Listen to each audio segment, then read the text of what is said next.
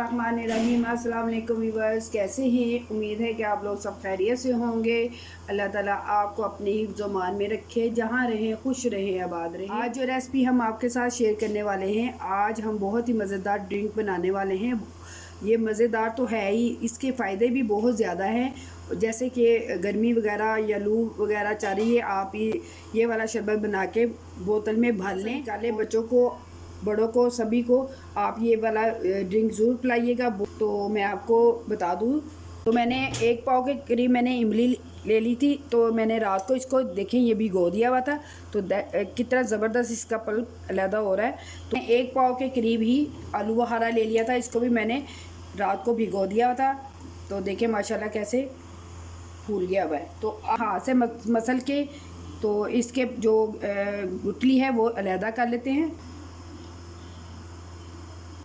गुठली नहीं मैंने मसल के निकाली है आलू बुखारे की, और ये इमली की है। तो अब हम इसे एक साइड पर रखेंगे, और ये जो पल्प है हमारे पास, इसको अच्छी तरह दोनों को ग्राइंड कर लेंगे और इसको छान लेंगे।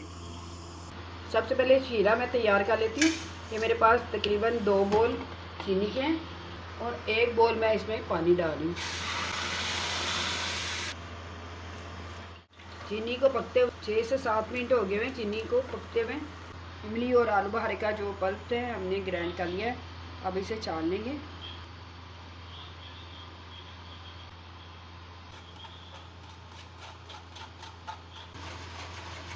स्टार्ट किया था, हम इसमें डाल देंगे और मज़ीद इसे पकाएंगे गाढ़ा होने तक।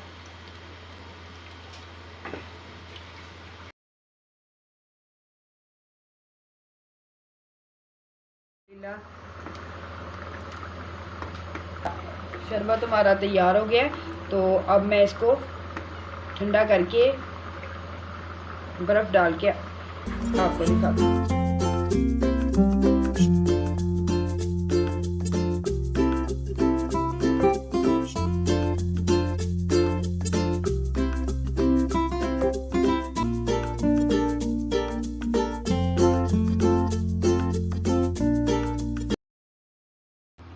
ये था हमारा आज का ड्रिंक। यकीनन आपको अच्छा लगा होगा, बहुत ही ज़बरदस्त है। आप घर पे ज़रूर बनाइएगा, बना के इसे बोतल में भर लीजिएगा।